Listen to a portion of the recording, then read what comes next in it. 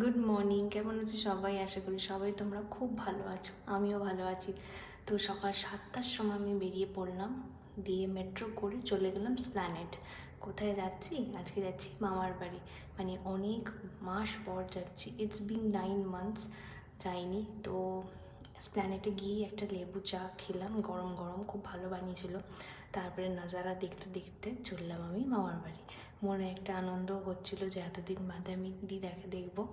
তো তারপরে কিনে নিয়েছিলাম একটা চিকেন বার্গার। তো ওই বার্গারটা খেয়েছিলাম, আর যে বার্গারটা খেতে একদম বেকার ছিল, আমার ইচ্ছাই করছিল না, বাট ঠিক আছে। তারপরে একটু কোল্ড ড্রিঙ্কসও কিনে নিয়েছিলাম।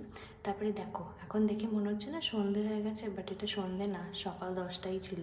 এত বৃষ্টি পড়েছে যে পুরো একদম সন্ধেবেলা হয়ে গেছিলো। তারপরে শক্তিগড়ে নেমে খেয়ে নিয়েছিলাম একটু ঝালমুড়ি। ঝালমুড়ি খেতে খেতে চললাম আমি মামার বাড়ি। দিয়ে দেখো কি সুন্দর না, ক্ষেতগুলো দেখতে দারুণ লাগে। তারপরে পৌঁছে গেলাম আমি আমার ডেস্টিনেশনে। যাওয়ার পর কিনে নিলাম একটু মিষ্টি। তো মিষ্টি কেনার পর চললাম আমি হাঁটতে হাঁটতে টোটো ধরতে। ওখানে না টোটোর সার্ভিসটা খুব বেশি। এবার দেখো এখানে একটা মন্দির আছে, সেটার দর্শন করালাম। তোমাদের এই ঠাকুরের দর্শনটা নেক্সট ভিডিওতে দেখাবো। আমি একদম এক্সস্টেড হয়ে গেছি। তো পুরো অনেকক্ষণের টাইমের জার্নি। তারপরে লাঞ্চে ছিল চিকেন, ছিল পনির, ছিল চাটনি, ডাল। তারপরে ওটা খাওয়ার পর একটু রেস্ট নিয়ে চা খেলাম, আর ডিনারটা আমি একদম সিম্পল শেষ করলাম। সেদ্ধ ভাত, ডিমের